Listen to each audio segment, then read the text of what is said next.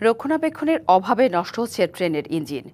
যেগুলো সচল আছে তার বেশিরভাগে রয়েছে যান্ত্রিক ত্রুটি। প্রয়োজনের তুলনায় ইঞ্জিন সরবরাহ করতে না পারায় রেলওয়ে পূর্বাঞ্চলে প্রতিদিন ভেঙে পড়ছে শিডিউল, ব্যাহত হচ্ছে যাত্রী সেবা, স্থবির হয়ে পড়ছে পণ্য পরিবহন।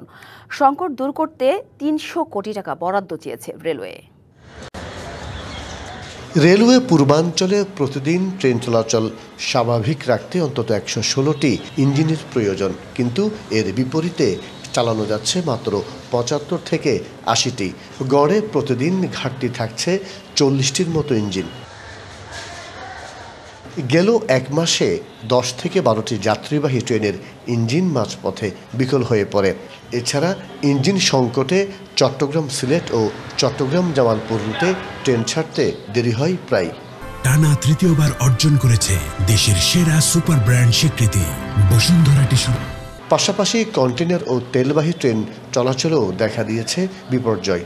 একটা পূর্ণাঙ্গ তদন্ত হওয়া দরকার, এই যে কি কারণে এই লোকোমোটিভগুলো ফেল করতেছে বা এটার মানে ব্যাকআপ যেগুলো পার্টসগুলো আছে সঠিক সরবরাহ আছে কিনা, লোকোমোটিভটার কন্ডিশন কি হবে, সেই ৫ বছর পর সেটার স্পেয়ার পার্টসগুলো পাওয়া যাবে কিনা বা সেটা মেরামতযোগ্য কিনা, এই জিনিসগুলো যেন অন্তত মাথায় নিয়ে যেন ভবিষ্যতে আমাদের রেলওয়ে কর্তৃপক্ষ সেই লোকোমোটিভগুলো ক্রয় করে। নিম্নমানের ইঞ্জিন আনছে, এটাকে এখন মনে করুন কোম্পানি ওইভাবে দিছে নাকি এখানে আমাদের সাথে যারা জড়িত, যারা এইটার সাথে জড়িত তারা কোনো কিছু করছে, এটা তো আসলে তদন্ত এই পর্যন্ত হয় নাই। আমরা বারবার দাবি করে আসতেছি যে এটা তদন্ত হোক। সংকট দূর করতে ২০২১ সালে কোরিয়ার হুন্দাই রোটেম কোম্পানি থেকে প্রায় ১,১৪৮ কোটি টাকা ব্যয়ে ৩০টি আধুনিক ইঞ্জিন আমদানি করে রেলওয়ে, যার ১২টি ইঞ্জিন এরই মধ্যে অচল হয়ে গেছে।